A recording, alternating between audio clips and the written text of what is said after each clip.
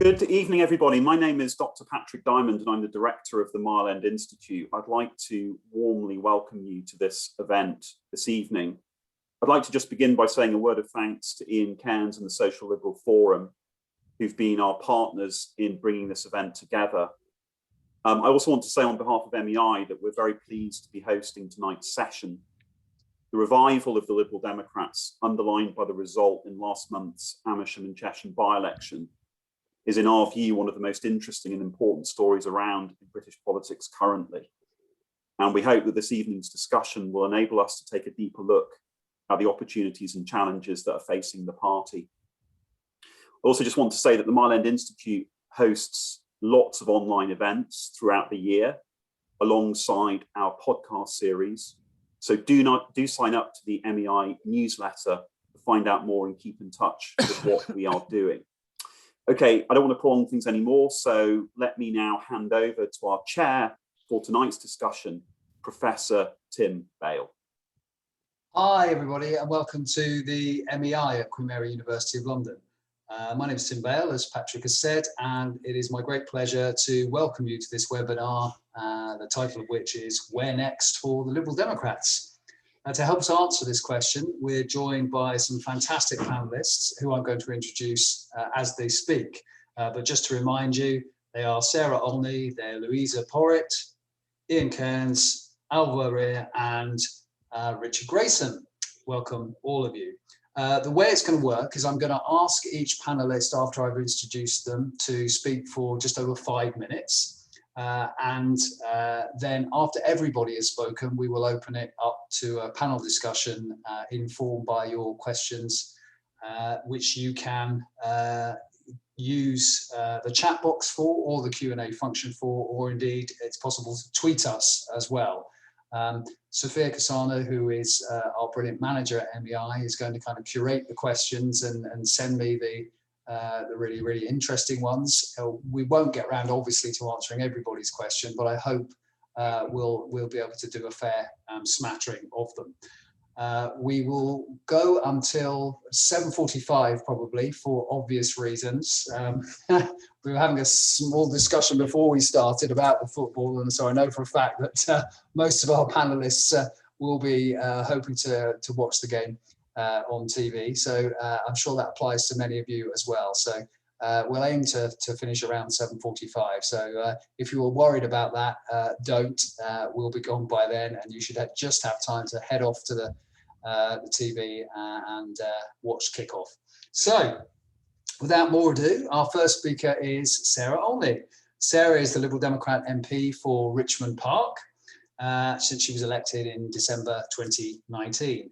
She's currently the Liberal Democrat spokesman on BEIS, which is Business, Energy and Industrial Strategy, and also the Liberal Democrat spokesperson on transport. Sarah, take it away. Thank you very much, Tim. It's a real pleasure to be here, and such an interesting topic, something I think about a lot, as I'm sure you can imagine. And it's quite interesting. I noticed when Patrick did his little introductory spiel there, he mentioned the recent by-election in Chesham and Amersham, and both Louisa and I gave a massive involuntary grin because that is still how Liberal Democrats are feeling about that particular win. It was really such a fantastic occasion for the party. I have had great pleasure in introducing Sarah Green to Parliament, and I am perfectly fine about the fact that I'm now known as Sarah O within the parliamentary party. I can live with it, it's fine. But, you know, it was a really, really fantastic win for us. And I think what it really underlines more than anything is that we are making progress electorally. And that for us is such an important statement to be able to make about our party.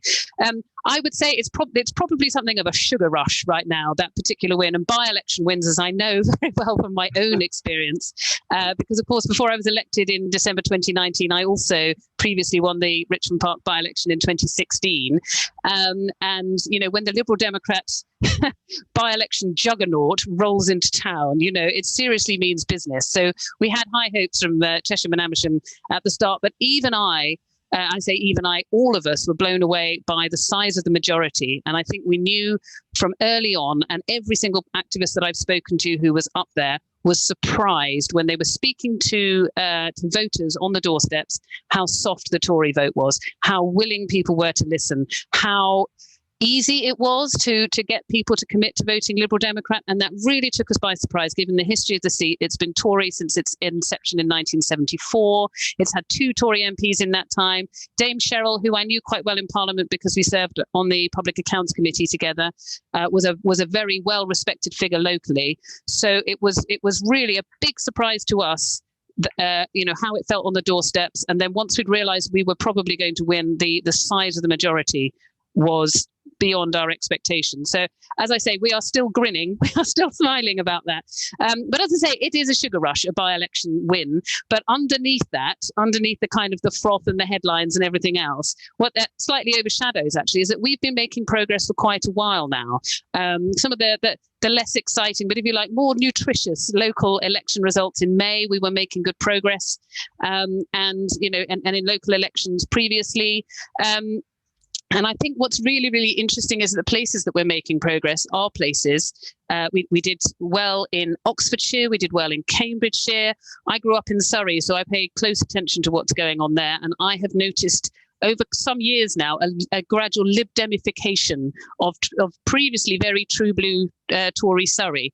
Surrey Heath is my particular interest. That's where I grew up, as my parents live. It was an entirely Tory council all the time I was growing up, and now they've only got 1 seat away from being no overall control because of how much progress the Liberal Democrats have made. So that's it, and it's not just that we are winning these headline by-elections. We have been making progress for a long time. And it is very much, Ed likes to call it the blue wall. He still has that orange mallet in his office. And it's a little bit, it's a little bit of a joke. It's obviously meant to be a riposte to the whole red wall, strategy of the Tories. But nevertheless, there's something quite serious under there. There are Tory voters, or if you like, previously Tory voters, who are not so sure that the current Tory party really represents them. We've talked a lot, obviously, about realignment, and the realignment is why we're talking about red wall and blue wall. And the realignment, I think most people will say that the realignment is very much caused by Brexit. Now, Brexit is really interesting. It both is and isn't an issue on the doorsteps. So in as much as people are no longer casting their vote based on how they voted in the referendum, was a clear thing coming through from Cheshire and Amersham. People are beyond that. They've moved on, if you like, from the referendum. It's not moving votes in the way that it was in the period after 2016 up until 2019. But there's no doubt that people still have quite strong feelings about it. And it's very much, again, about values and identity. And it's not just that people voted Remain or that they voted Leave. So the sorts of Tories we were talking to in Cheshire and Amersham probably voted Remain, but they would have accepted a single market solution, if you like. They would have accepted a dignified withdrawal. Certainly my experience in both 2017 and 2019 general elections, the people I was talking to on the doorsteps in Richmond Park in 2017, the reason I narrowly lost is because people wanted Theresa May. They wanted her to be leading the negotiations. They actually liked her. They thought she was a respectable, responsible person. Those same people did not want to vote for Boris in 2019. That was my experience in Richmond Park, and very much underlined in Cheshire and Amersham. Those people, those Tory voters who Remain voters, don't like Boris. They don't trust him. They don't like the way he and the people around him treat Remainers as unpatriotic. They don't like the way he, the cronyism and the contracts and all of this sort of stuff. It's not really about his handling of the pandemic. It's about the way he conducts himself. So that sort of thing is playing really, really badly with Tory voters. I'd like to say I don't think it is just anti-Toryism. I think some of the things that the Liberal Democrats clearly stand for is also landing positively with these voters. Obviously, our role in opposing Brexit. And so it's for us, as I say, it's not that is moving votes any longer, but it's much more that kind of, we were the ones to really stand up and say very clearly that we thought it was a bad idea. Climate change is really gaining ground as a topic that's moving votes. People are getting, and I think even just these last few weeks, we see what's happened.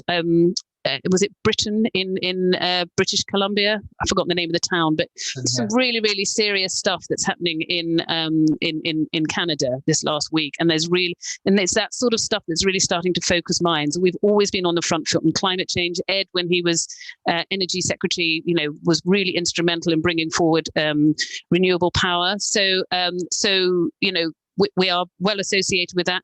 And equality and diversity, I feel the need to put in a little quick football reference here, just because. But it's like, for example, the whole fuss about this footballers taking the knee and the way that Conservative MPs have responded to that. And I think, was it Lee Anderson, the Conservative MP for Ashfield, saying he's not going to watch this England football team. More fool him. But the point is that they've really responded badly to that. But I don't think that's really reflected in the general public. I think most people understand the gesture. They see Raheem Sterling. They see Harry Kane. They see that they're of equal value to the England team, but they see how differently they're treated in the media. And most people see that. And most people understand it. And most people support what the England team are trying to convey with their taking the knee. And I think the Liberal Democrats, again, we've got a very, very strong history on equality and diversity, and people support our point of view. So I think that's why we're making progress. I think, people are both repelled by the Tories and attracted by what we have to offer, but obviously we are in a structure that works somewhat against us. And I was very interested, I think, a day or 2 days after the Chesham and Amersham by-election, I remember seeing two articles in the press. One was by Daniel Finkelstein in the Times and one was by Simon Jenkins in the Guardian. And they were both pretty much, Lib Dem should just pack up and go home. They should hand in their leaflet printing machines and their stake boards to the Labour Party and just sod off, basically. And it was kind of like they were both saying pretty much the same thing. We have a two-party system in this country. We have Tories and we have Labour. And if you're neither of those, then you've got no business playing politics. Well, guess what? I absolutely refute that. And it really is absolutely core to the identity of most Liberal Democrats that we strongly believe that there needs to be a much wider range of politics, that people's opportunity to really express their feelings is suppressed by the fact that they are herded into two camps at election time. Either you're this party or you're that party. You're either for this person or you're against that person. And the opportunity to be properly represented is so suppressed in this country. And so when I first joined the Liberal Democrats, I couldn't understand why people kept going on about electoral reform. I thought that was just some weirdo Liberal Democrat thing. But the more embedded in politics I've become, the more I realize that is absolutely key to everything. It's the first thing that needs to change in this country. We need a properly representative system of voting. And I personally believe that the extent of support for Liberal Democrats is suppressed under a two-party system and would have more opportunity to be expressed if we had that. So that's my first riposte to the Finkelstein and Jenkins argument, if you like. Doesn't have to be a two-party system. But then the final thing I just wanted to say is it doesn't have to be Tory Labour either. Now, I'm keeping a close eye on what's happening with the Labour Party. I was very pleased to see Keir Starmer elected leader. Certainly a much more congenial prospect as a future prime minister to the voters of Richmond Park than Jeremy Corbyn was. So that for me was a very positive step. But I'm in the camp that's quite disappointed about the progress he's made since and the way he's responded to certain challenges. But I'm also obviously very heartened by Batley and Spen. I like to think they saw our performance in Chesham and Amersham and were like, well, look, that's what a well-organised ground game can do. And after Hartlepool, they got their act together, and Batley and Spen is the result. So maybe this is the beginning of a turnaround for Labour, and I really look forward to that. But I still think that they are in quite a difficult place, and they've got a really, really long way to recover. But the final thing I would say is that the result after the next general election doesn't have to be a majority for the Labour Party in order for them to form a government. We can win votes and seats in all sorts of parts of the country that the Labour Party aren't competitive in. And this is what I think all the progressive parties, we can include the Greens in that, if you like, not the SNP, because they can't form a coalition, because first thing they'd want to do is just take themselves off again. So they can't be part of a stable coalition. But, let's take votes and seats off the Tories where we can, and then see what we can do with it together. And that for me, I think, is a really, really viable way forward. But that's why. So just to sum up, we have so much to offer. We have a really compelling message that I think the people who are fed up with Boris Johnson's Tories are really responding to, both negatively and positively. We absolutely have a role to play in advancing the progressive forces in this country and potentially being part of a coalition after the next election. Great, thanks very much, Sarah. That was a great start. Our next speaker is Louisa Porritt, who served as the Liberal Democrat MEP for London from 2019 to 2020, and she was also the party's candidate for the 2021 London mayoral election. She joined the Lib Dems in 2016 after the EU referendum, and in 2018 became a councillor for the London Borough of Camden, where she became leader of the Liberal Democrat group in 2020. Louisa, over to you. Thanks very much, Tim. Well, this is a really timely moment to ask about the future of the Liberal Democrats, because it reflects a discussion that we've been having internally in the party since the 2019 general election. And I think it's fair to say we didn't do as well as we hoped in that election. So afterwards, we reflected on how the party should position itself beyond Brexit and what we could do to strengthen the party's foundations to fight elections successfully in the future. And I think that the answer to both of those questions has become apparent more recently. Like many others, as you mentioned, Tim, I joined the Liberal Democrats 6 years ago over the party's opposition to Brexit. And many people have asked me since, what are the Liberal Democrats for post-Brexit? Now, there are several things that are wrong with that question, but the biggest is that the values which underpin that position have not gone away. For me, the Liberal Democrats are a rights-based party. We believe in the right of each person to live their life freely and happily. That's why we didn't want the rights of EU citizens, Brits, and especially young people in this country being taken away through Brexit. But look at what's going on at the moment. The other day, the Police Crime Sentencing and Courts Bill passed through Parliament. We have an authoritarian government clamping down on our right to protest, one of the most fundamental human rights that underpins a functioning democracy. The Lib Dems' opposition to this as a party is instinctive. It wasn't for Labour.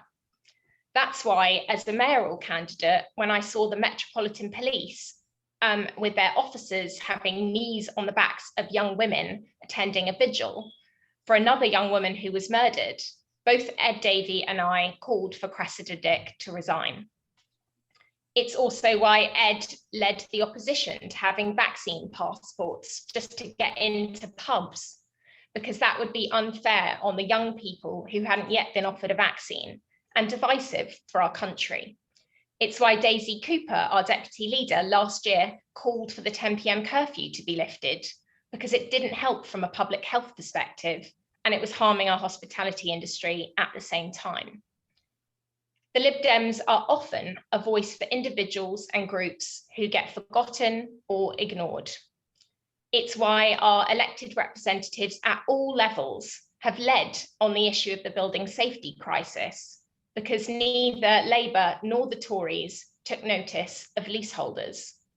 It's why we've called for asylum seekers to be given safe legal routes to sanctuary.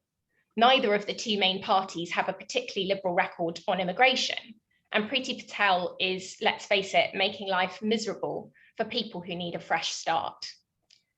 And it's why, as the party that introduced the motion to end Section 28, we're still campaigning for the cruel practice of LGBTQ+ conversion therapy to end. We value people, their rights, and their freedoms. There are many underrepresented groups of people in this country that need our voice, and we're often the drivers of progressive change. And with our recent by-election success in Chesham and Amersham, we've shown we have a wide appeal to voters and a big role to play in denying Boris Johnson a majority at the next general election. We can beat the Conservative Party in their heartlands by listening to and speaking to their traditional voters. These voters are turned off by the sleaze, scandal, and incompetence surrounding this government. They want a party that represents them rather than the Conservative Party's own interests. And there's now a clear roadmap for the Liberal Democrats to gain more MPs at Westminster. The hidden achievement of the 2019 general election is that we're now second to the Conservatives in more than 90 parliamentary seats. So while Labour needs to focus on winning back the red wall, the Liberal Democrats will be chipping away at the blue wall. And we've learned the hard way from the general election. We need to concentrate our resources to be successful, because the first past the post system is brutal for a third party to navigate. Another thing that's changed that benefits us, which Sarah alluded to, is the leadership of the Labour Party. Any Liberal Democrat who campaigned in the 2019 general election will tell you that our support shrank over the course of that campaign, because voters were more worried about ending up with Jeremy Corbyn as Prime Minister than Boris. Louisa, I'm afraid that you're breaking up slightly. So what we might do is ask you to make the rest of your points sort of in the course of the discussion, if that's okay. I think we should do that rather than leave you hanging, which you are literally doing at the moment, I'm afraid, visually. And we'll move on to Kearns just for the moment. Ian is director of the Social Forum and a former deputy and acting director of the IPPR. In 2011, he co-founded the European Leadership Network, which is a political, military and diplomatic network of former prime ministers and other senior politicians who focus on conflict prevention and crisis management. And his book, Collapse, Europe After the European Union, was published in 2018. Ian, over to you. Thanks, Tim. I'm afraid I'm going to come across as slightly gloomier than the previous two speakers. We've got our balance, so that's fine. I absolutely think that the Liberal Democrats have a huge opportunity in front of them. I'm a bit gloomier about how ready we are as a party to take it. Cheshire Man Amersham was brilliant. I spent several great days there campaigning, and what's been said about that is absolutely true about the soft nature of the Tory vote. It was obvious. You didn't have to work very hard to get a hearing at all. It was a great result, but I think we have to be honest. We absolutely threw the kitchen sink at it. The voters knew that there was an opportunity to send the government a message that they weren't choosing a new government, that wasn't on the ballot. And the issue of planning, I think, had just seismic traction with the voters there. It was a really live issue. But I've noticed, I think, since the win, that our poll boost in the national polls has not been particularly pronounced. It's been there, but very small. And I think from historical figures, not as large as bounces the Liberal Democrats had after previous by-election victories in national polling data. And I think the big problem is that the party still lacks a coherent political narrative about what it is and what its mission is for Britain and its relevance today to the challenges we face today and to tomorrow. And I know that we're now talking about replicating the Cheshire Man Amersham result in dozens of seats in the south of England. And I do think we have an opportunity to pick up some of those seats. I think that at the moment, we don't have the campaign machine or the campaign strength on the ground to do that at that scale. I think the leadership knows that and is trying to reinvest money into campaign operations to try and build that strength. But I also think that we're not well placed to pick up those dozens of seats, especially when we haven't yet, it seems to me, articulated a message that will resonate across dozens of seats instead of just a few. And that would, and this is a crucial point, I think, and that would resonate across dozens of seats in a general election context where people will know that a vote for us might usher in a Labour-led and potentially SNP-influenced government. And I'm not sure we've thought that through and that we've got a narrative that answers that stuff. Now, the trap in that context, it seems to me, is that we, as a party, engage in a kind of constant search for quick fixes instead of doing the deeper and harder thinking that we need to do. And, I think Brexit was one of those. It was an issue that brought, that Obviously, we all believe Brexit was a mistake. We campaigned hard against it. That was the right thing to do. But we also had many people who joined the party on that issue and for no other reason, who are not particularly steeped in liberalism or understand the wider liberal tradition. I think lots of them have left since the Brexit issue has been resolved. And I think we allowed all of the rest of what the party stands for pretty much to be subsumed under the Brexit campaign for the best part of a couple of years. I think we're in danger of seeing the blue wall as a quick fix replacement for the need for an overall narrative right now, as that's our reason to exist, to chip away at the blue wall. John Curtis recently, on a session that was watched by a lot of Liberal Democrats, was urging us to go big, not so much on the rejoin message, but certainly on the Remain, tapping into the Remain sentiment in the country really hard. Lots of people are talking about the Progressive Alliance as the way, as the sort of fix for the situation we're in. Now, don't get me wrong, I think all of these things, thinking about the blue wall and conceptualizing it that way, tapping into Remain sentiment and working with other progressive parties, I think they all have something to contribute to the answer. But I think if we attempt to make any one of these the answer in terms of our mission, then we'll be led into a kind of ghetto and not rebuild ourselves as a party of national significance. So, you know, the blue wall, there are pockets of poverty, obviously, in the south of England, significant pockets of poverty. And I campaigned on a very poor estate, one of the worst estates I've been on, actually, in Chesham when I was there. But the fact is that if we just go for blue wall, and that's our mission, we'll be focusing on more middle class seats, the shires, not the poor. And I think it'll create an identity crisis for a party whose activists just voted overwhelmingly for universal basic income and is mobilizing around social justice questions, because there'll be hard sells in some of those Tory facing seats. The Remain rejoin thing, again, it's important, but it will alienate people in Leave voting areas, some of which we used to be very strong in, and some of which, I know not many, but some of which are still target seats for us.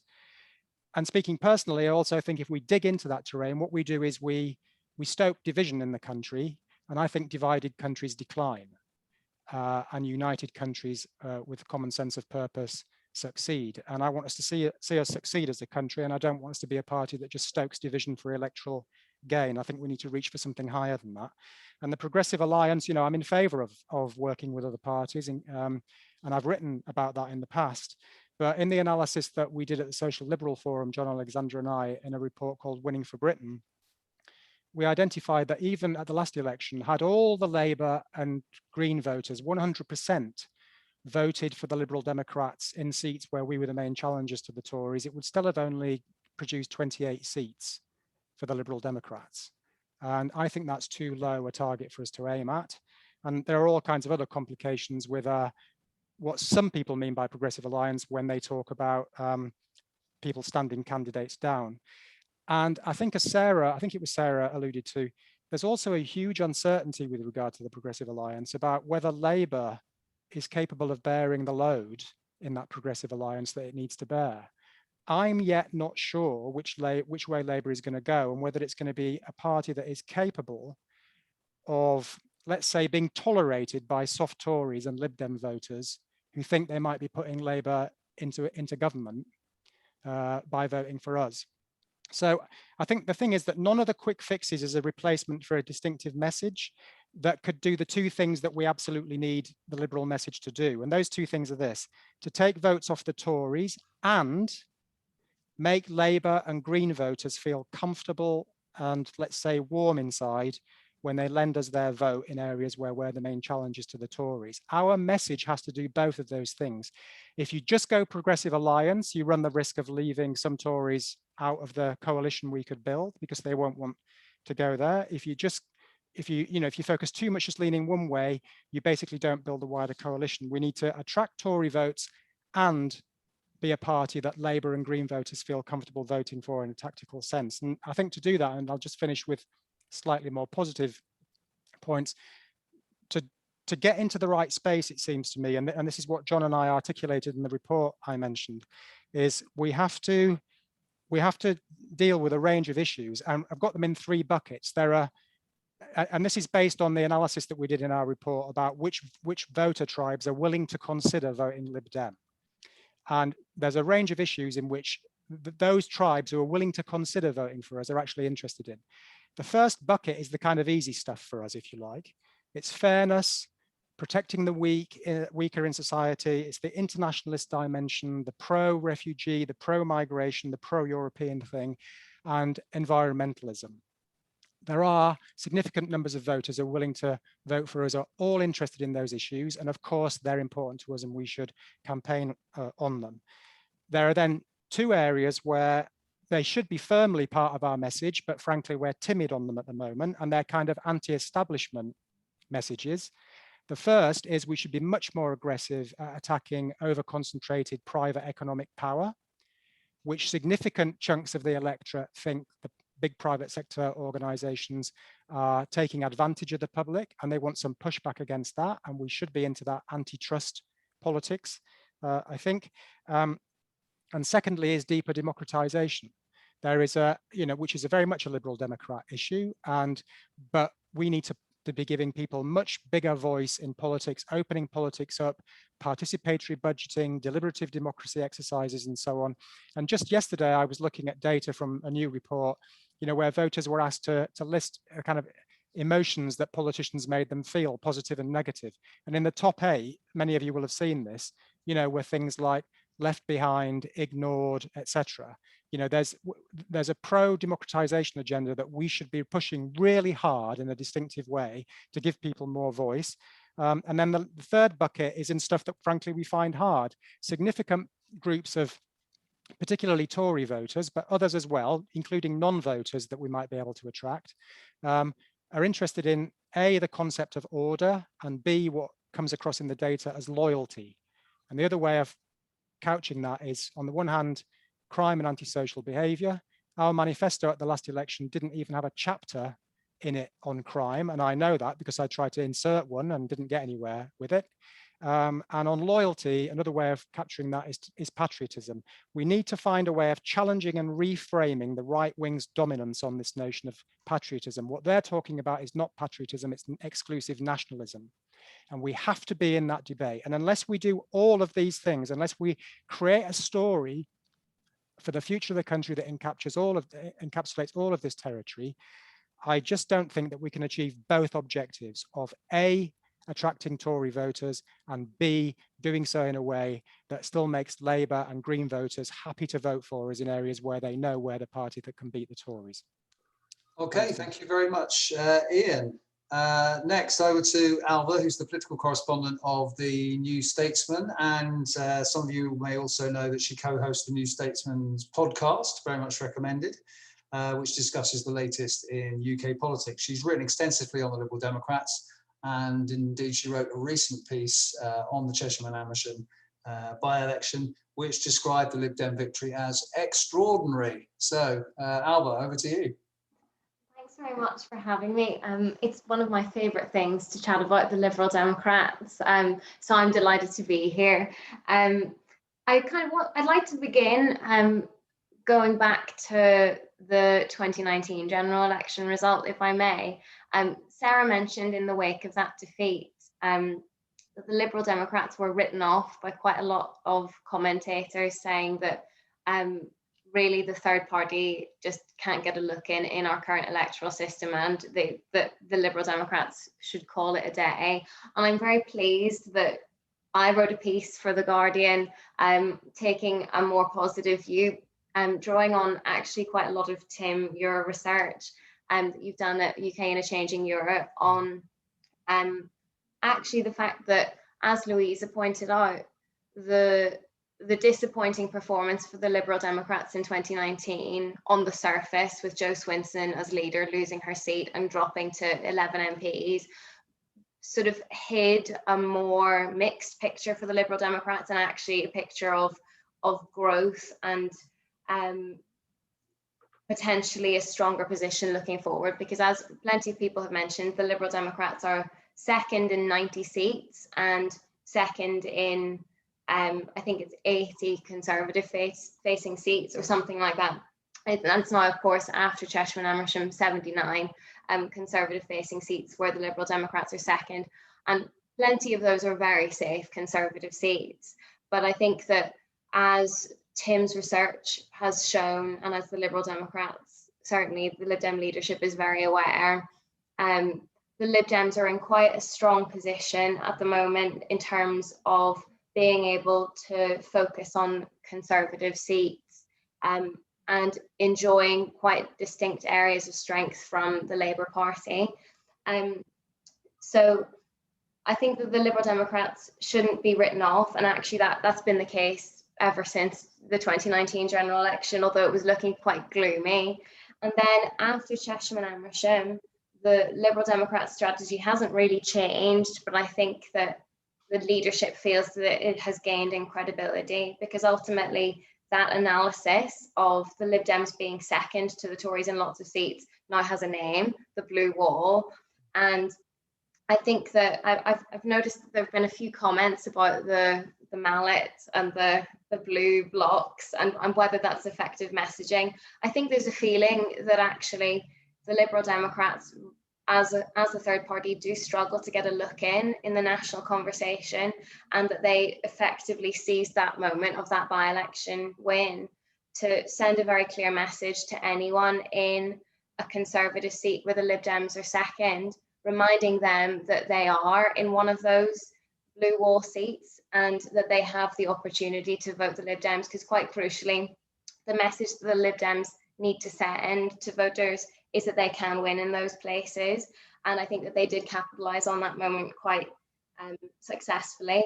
As you say, I reported from Cheshire and Amersham ahead of the by-election. I very, I think, cleverly joined on the last day of the campaign. I joined Ed Davey and Sarah Green knocking on doors, and it was so interesting. I think that colleagues in the lobby who were focused only on Batley and Spen really missed a trick, because Cheshire and Amersham was so interesting, and that soft Conservative vote that all of the previous panelists have discussed was fascinating and palpable. And I think there are so many factors feeding into that. I think Brexit and the sort of the realignment that has been triggered by that, and the sort of the feeling of the Conservative Party slightly leaving its traditional voters in these places, that was really palpable. Certainly HS2 also a factor, planning also a factor, and a general sense that Boris Johnson and the way he does politics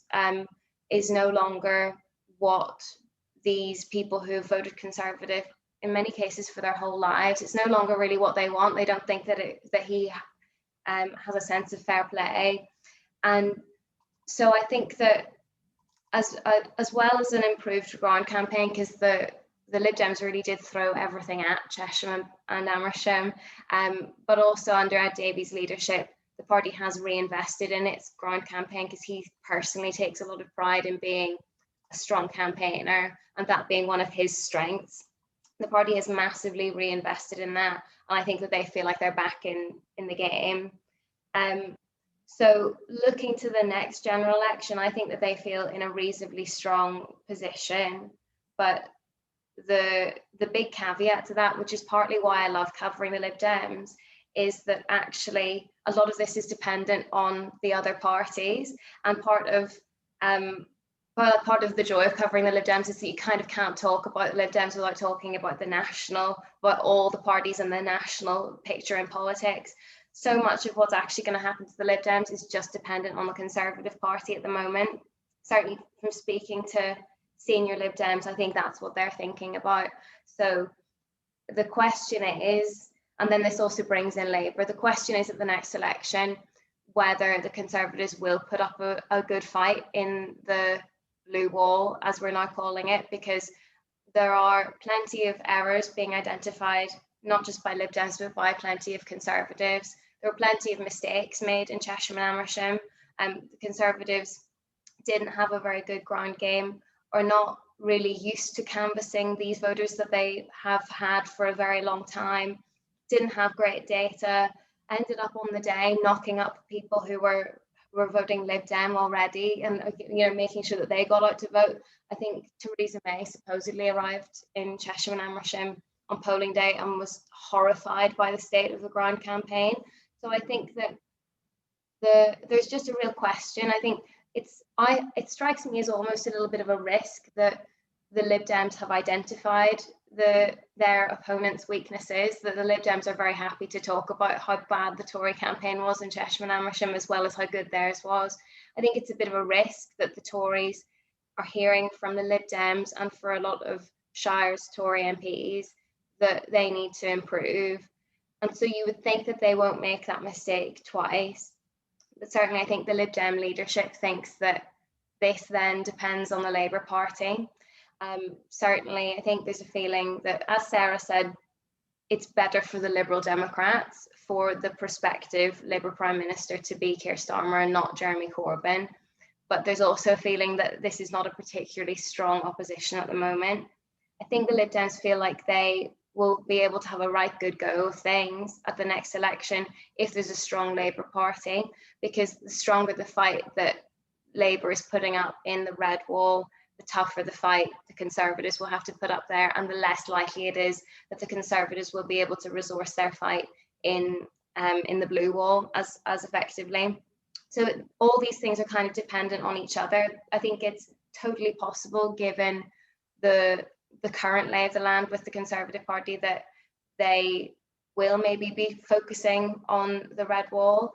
But there are plenty of, I think the big caveat is things like planning. Well, there's one seat called Uxbridge that's going to be very much affected by planning, and I think maybe Boris Johnson himself might put a limit to how much damage that can do, given that he's in a constituency very much affected by it. So it's kind of all to play for, and it's dependent on the other parties. And I think that Liberal Democrats are very good at owning what they can control, but also accepting that as the third party, some of it is a bit beyond their control, and it's about what Keir Starmer does and what the Conservatives do. But I think as plenty of panelists have pointed out, I think the Lib Dems are in a reasonably good position going into the next election to potentially play a part in denying the Conservatives a majority, and definitely to increase their number of MPs with the strategy that they currently have. The question then, I suppose, is so quite a lot of what Ian was tapping into is really whether that's sustainable, or whether it's going to be a sort of boom and bust cycle for the Lib Dems, because there is a bit of a pattern of hyper-local successful campaigns like the one that Sarah Green fought in Cheshire and Amersham really successfully. Those campaigns then not really cohering with a bigger national message, and then all of those MPs getting into Parliament and actually promises being broken, and there being a slightly more confused sense of what the Lib Dems stand for, then a bit of a feeling of betrayal and a big bust. So I think that's one potential problem that the Lib Dems could be heading for, even if they're successful in the next few electoral cycles. And the other one is that this is very much a strategy for Boris Johnson's Conservatives, but he's not necessarily going to be around forever.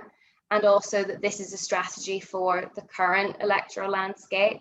And when the Lib Dems are doing a bit better, if they're doing a bit better, they will find themselves in more Labour-facing seats, and that will, I think, pull them in more directions. I think at the moment, maybe in the discussion we'll be able to talk a bit more about the Progressive Alliance, because I have lots of thoughts on that too.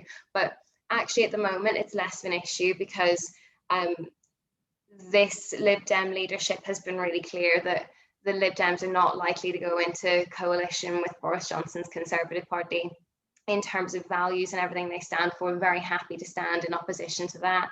But I think maybe a Conservative Party led by Rishi Sunak would maybe be a different proposition. So I think that I probably differ slightly from Ian in that I think maybe the immediate picture for the Lib Dems is quite positive if things continue to go to plan, dependent on all the things I mentioned. It's more the longer term strategy, I think, of whether this is actually sustainable.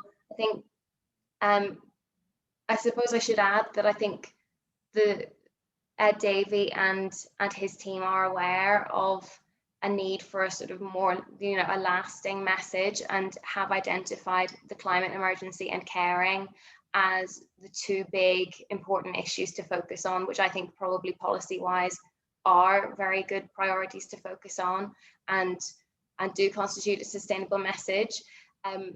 But despite that, this actual blue wall strategy and this conservative facing strategy is less clear how well that will work. Okay, thanks very much. Thanks so much, Alva. Our final speaker is Professor Richard Grayson, who's Professor of 20th Century History at Goldsmiths, University of London, and he's a former Director of Policy for the Liberal Democrats, which he did from 1999 to 2004, a role that included spending a couple of years as speechwriter to Charles Kennedy. He actually left the Liberal Democrats in 2013 and has since joined the Labour Party. So, Richard, doom and gloom, or are you quite optimistic, depending on how we see that? Well, yeah, I'm not sure I fall into either camp, and partly what I want to do is ask some questions today. I just wanted to start by saying it's nice to be at an event that the Social Liberal Forum has been involved in organising, because I was the first chair of the Social Liberal Forum. And I can see that Duncan Brack and Paul Holmes, who were both central figures, are in the list of attendees, assuming they're not people with the same name who are different people. And it's nice to see people like Nigel Quinton and Sandy Walkington, who I knew well from campaigns in Hertfordshire when I was a parliamentary candidate here. So it does feel oddly like sitting at a meeting of the Federal Policy Committee. But there we go. It's a real blast from the past. I wanted to start just by asking a philosophical question, really. A lot of people in the chat have been really interesting comments there about what do the Lib Dems stand for and how there needs to be a focus on that. I don't buy the argument that Danny Finkelstein and Simon Jenkins were putting, that there's no role for the Liberal Democrats. Danny Finkelstein has been writing the same article since 1988, when he was a member of the Owenite SDP. And I remember going into their campaign headquarters during the Kensington by-election in that year with another Lib Dem who's since joined the Labour Party like me. And it seems that simply the sight of a yellow rosette wound up Danny Finkelstein. Simon Jenkins has been writing completely contradictory pieces. When he worked for the Times, he used to say that the only future for the Lib Dems was as some kind of soft Tory party. And then when he moved to the Guardian, he wrote that the future of the Lib Dems was to be swallowed up by Labour. And when I confronted him about that, he didn't have a very persuasive answer for why he was writing different things in newspapers with different political perspectives. The philosophical question, I think, though, is actually around culture wars and tribal politics. And it strikes me that there are potential difficulties, but also potential opportunities for a party that is fundamentally a liberal party with a focus on the rights of the individual, something Louisa was talking about.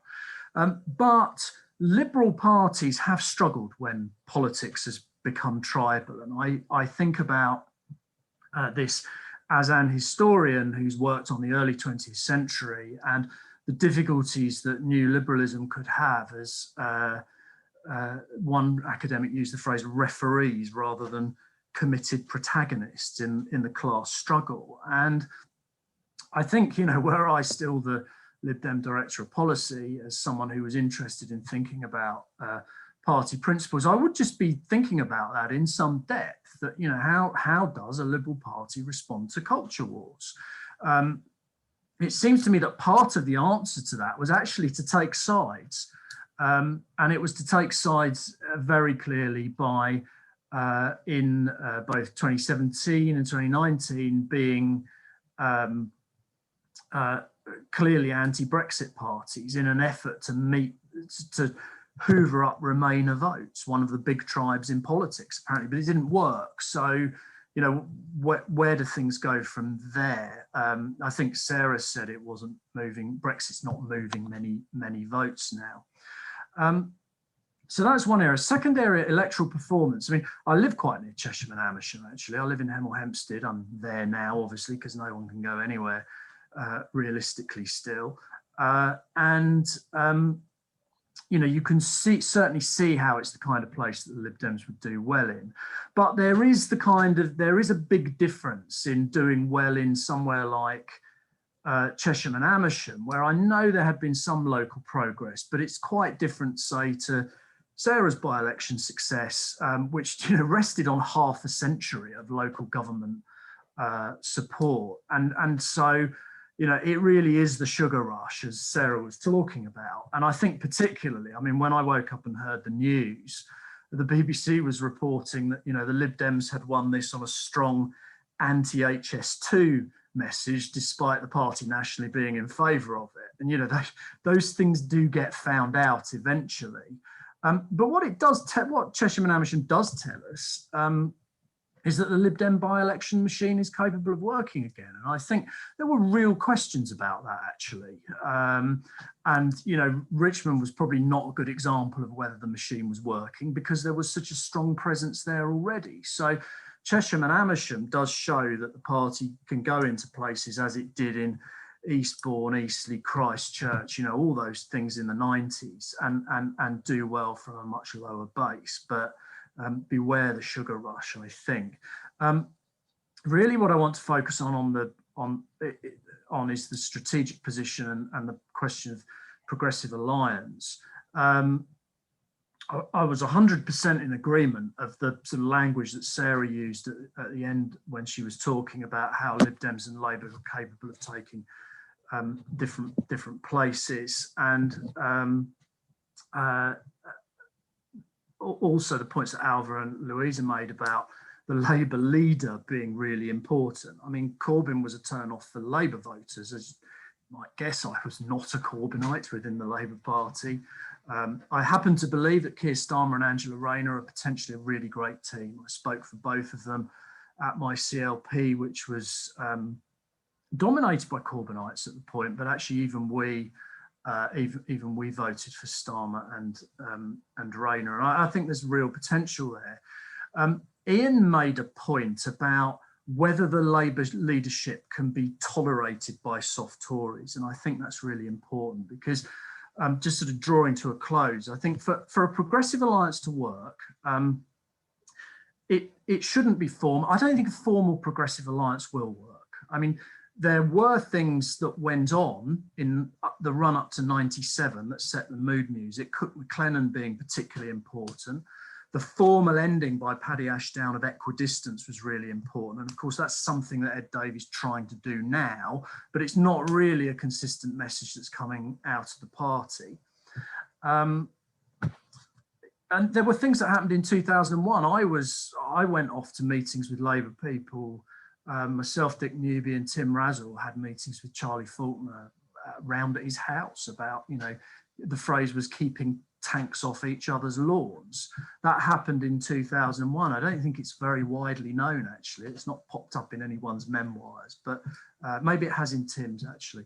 But you know, beyond that, really, the points that I saw Graham Riley and Nigel Quinton in the chat saying this needs to happen informally, you know, on the ground. It's a nudge and a wink.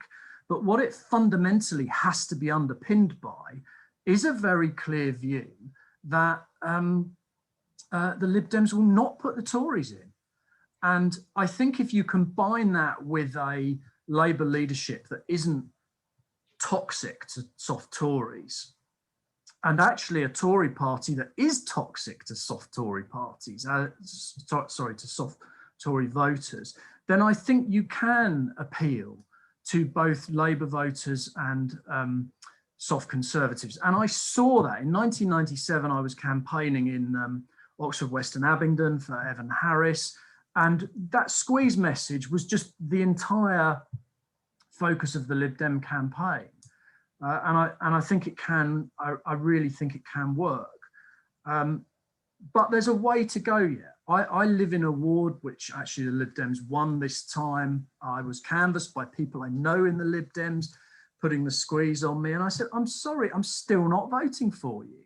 I don't really care if the Tories get in this ward, because I don't know what the Lib Dems will do faced with a choice between Labour and the Tories. And I just think there's every chance you'll put the Tories in again at the moment. So for someone like me to be saying that, very much in favour of a progressive alliance, shows that the Lib Dems still have stuff to go, work to do, I should say. But these are interesting times, and it's good to be part of the discussion.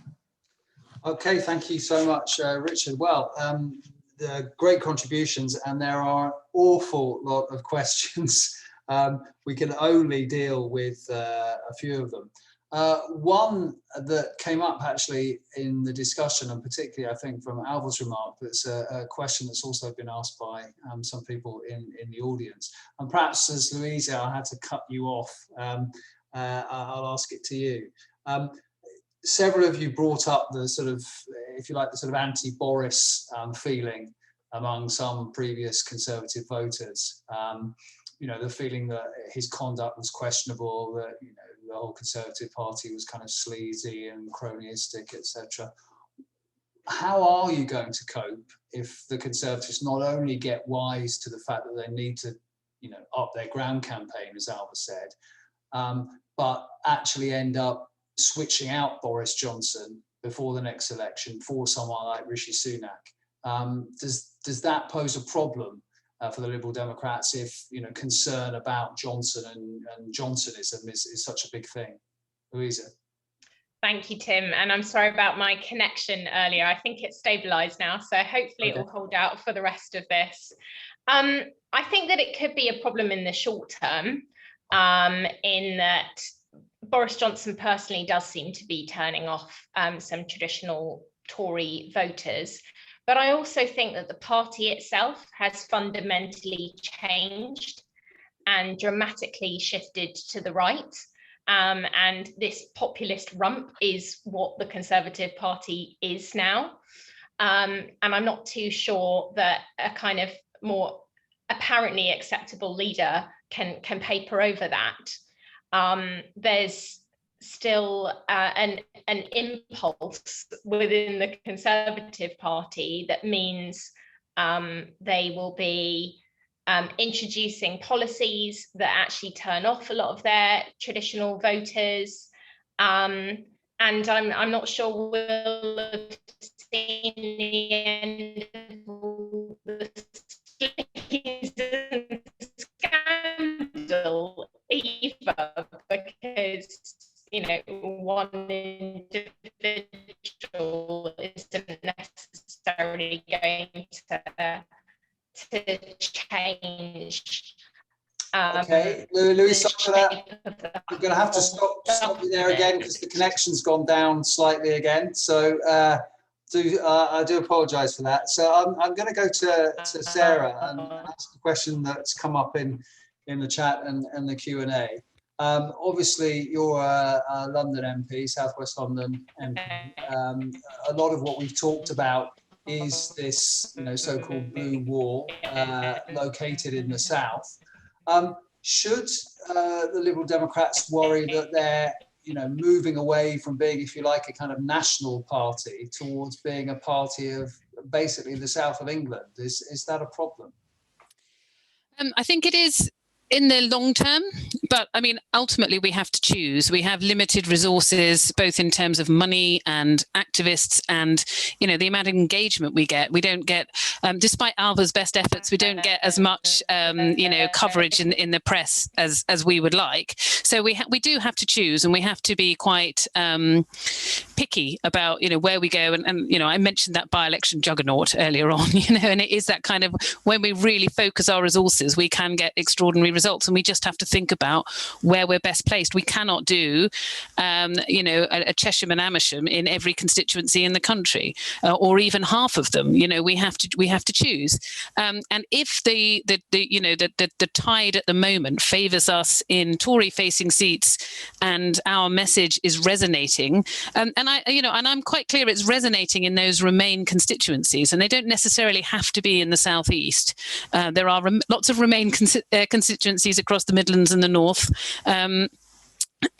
but you know, we do have to think about where have we already got a presence, where have we already got an active team on the ground, where are there potentially voters who might be receptive to our message. So we do have to be choosy.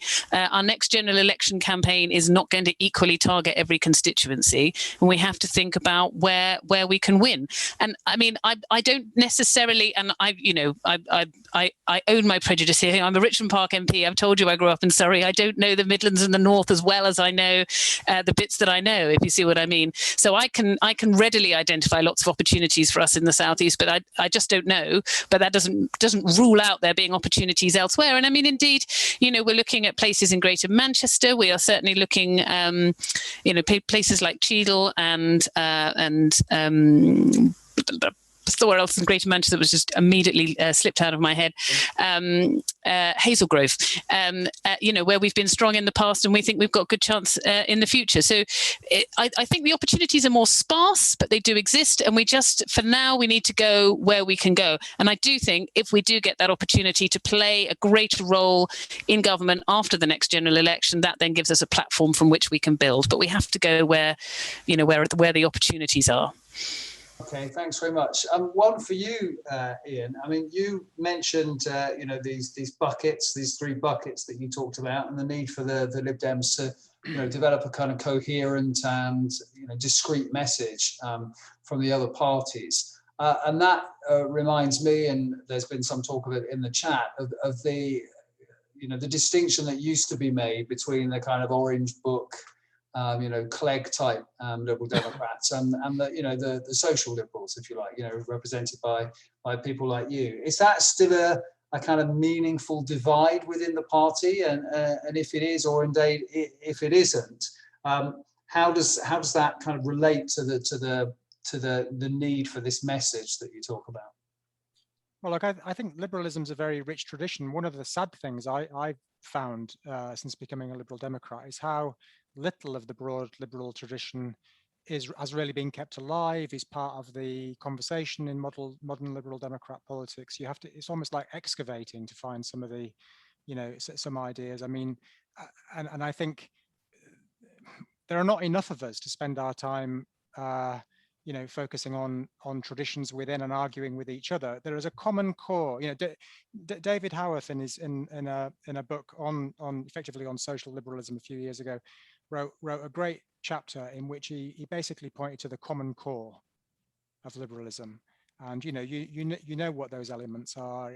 There are social justice, deeper democratization, civil liberties issues. You know, there's a common core, and I think that's what we need to keep in mind and build on. But I do think that I am worried that, you know, some of these other questions that have been surfaced, like what happens if the Tories change leader, frankly, from my point of view, you know, what happens to our level of support? You know, the Tories are very interested in power. I don't think they're that committed to any principle other than winning. And I think they just got a severe beating in Cheshire and Amersham, not so much about HS2, but about planning and concerns about planning more widely. And I think if they decide that they're going to change, you know, kill the planning bill or radically rewrite it, that would significantly undermine some of the arguments we used in Cheshire and Amersham. And I'm not sure what we replace them with. If they replace Boris, you know, that point's been raised. And as Richard was saying, you know, if the Labour leader is unpopular at the next election, you know, all of these things are about us relying on other people to do the work. We need a message ourselves, which is strong enough to bear the load and which says to people, it's worth voting for these guys. These guys understand the future and they've got the answers to meet it. And that's what I think we have to focus on. It's not about this or that tradition within liberalism. It's about drawing on all of the breadth of the tradition of liberalism and trying to come up with that narrative. Because if we don't, we're severely exposed to the weather at any point when the general election comes. And I just think we've got to avoid that. And even on seat targeting, often people say, you know, I'm talking about the long term and about the big picture vision and so on, but short term, we have to do something else. I think the stronger our narrative is, the stronger our story of what our purpose is as liberals, as a distinctive tradition in British politics, then the more chance we've got of winning the target seats we're going for. Because in all of them, we need to win soft Tories and Labour and Green and other voters on the progressive side of politics. We have to grow that from both sides. And I think if the narrative's stronger, if it's identifiably progressive in dealing with some of the issues I've said, and on some of the issues that we feel less comfortable on, then I think we can do that. But if we don't do that heavy lifting, we're just exposed to the political weather. Okay, got it. One for you, Alva, and it follows from something that Ian's just talked about, which is this kind of progressive tradition, but also the progressive alliance that we've talked about. I mean, in your view, and it's something Richard mentioned, should it be something that the Lib Dems look to formalise, or should it be in some ways left up to voters to kind of get the message themselves and to vote tactically if they want to? I'm so pleased that you've asked me this, because I think that the answer is the latter, that not only should voters be left to make that decision, but actually they already are. I think that in terms of Richard's comments about 97 and the sort of a lack, no formal alliance, but staying out of each other's way, I think that it's interesting looking at all the comments that viewers who are clearly very engaged with Liberal Democrat politics haven't picked up on the way things actually are working at the moment, which is basically that if you're looking for a progressive alliance, we already have one in Cheshire and Amersham. Labour didn't sort of roll the pitch very well for losing its deposit, and didn't, I think, prepare journalists well enough for it. But Labour was definitely, it has other problems, big problems, but definitely not worried about that. And if anything, was staying out of the Liberal Democrats' way in Cheshire and Amersham. And then in Batley and Spen, it's just a fact that the Liberal Democrats obviously stood a candidate, but entirely focused on target wards where they did well in the local council elections, are seeking to build. And really, senior Liberal Democrats would tell you that the Lib Dems were only taking votes off the Conservatives in Batley and Spen, and if anything, helped Labour and Kim Leadbeater there with that win. So, I've seen some questions about whether the Liberal Democrats can maybe need to be a bit clearer that they wouldn't go into coalition with the Conservatives, whether they need to sort of end equidistance. And I actually think that Ed Davey has been as clear as he possibly could be, and Daisy Cooper too, that the Lib Dems, there's no chance of a coalition between the Liberal Democrats and Boris Johnson's Conservatives at the next election. I'm sure there's a more complicated picture there in terms of future Conservative leaders, because it's also very important that the Liberal Democrats aren't telling Conservative voters off for having voted Conservative in the past. That would clearly not work either.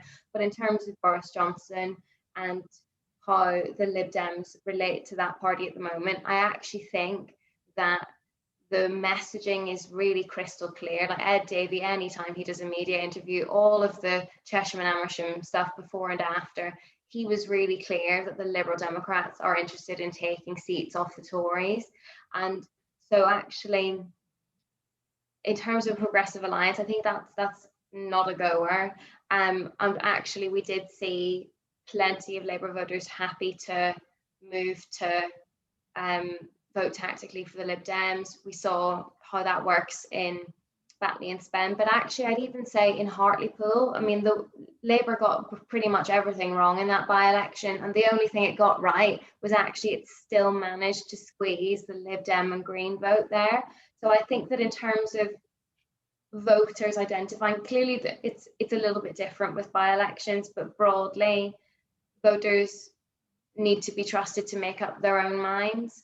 And I think at the last election, I'm sure plenty of people on this call were frustrated not to have a clear Remain option in certain seats, but that was just the lay of the land and the nature of the tricky relationship between the Lib Dems and Jeremy Corbyn's Labour at that point, and also Change UK.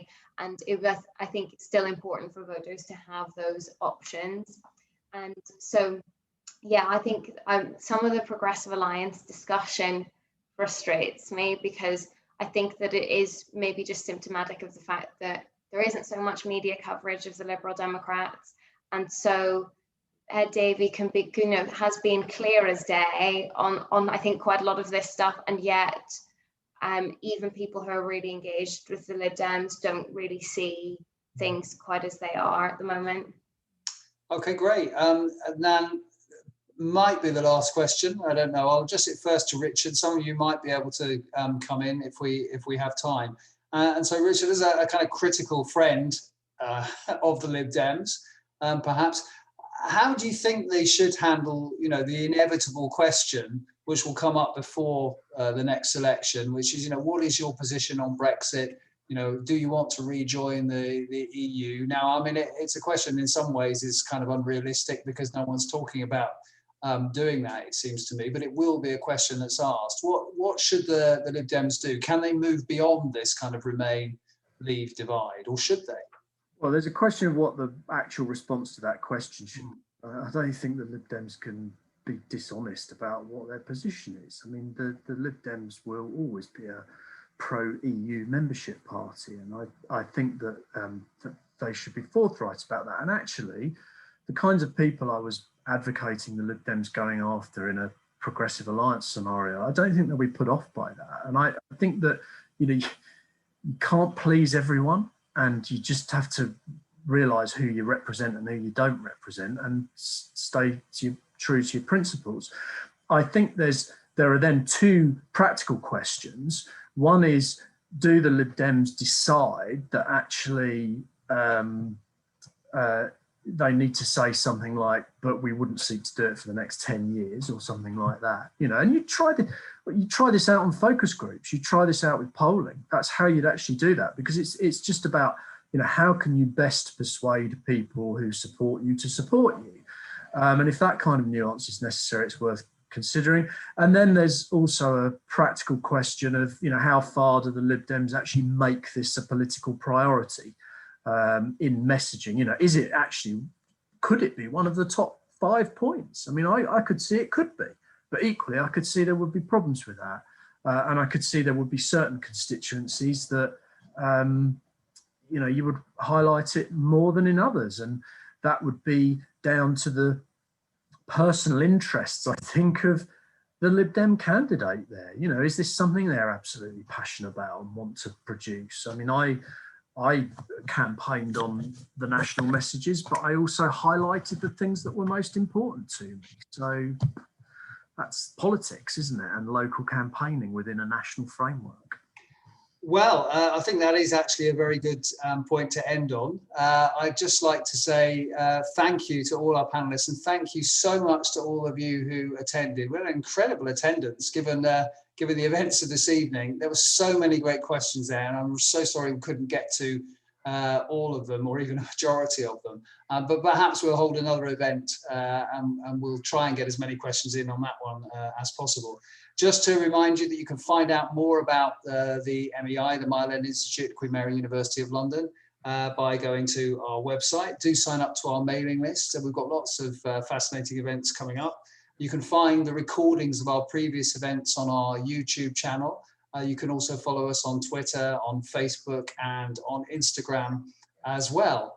I, for one, will be watching the Liberal Democrats very, very carefully, not least because I am broadcasting to you from Eastbourne, a seat that keeps bouncing back between the Liberal Democrats and the Conservatives. So if they're going to do it anywhere, they're going to have to do it in Eastbourne next time around. And on that Sun Trap of the South bombshell, I will leave you to enjoy the football festival coming right up. Some of you will be watching this tomorrow.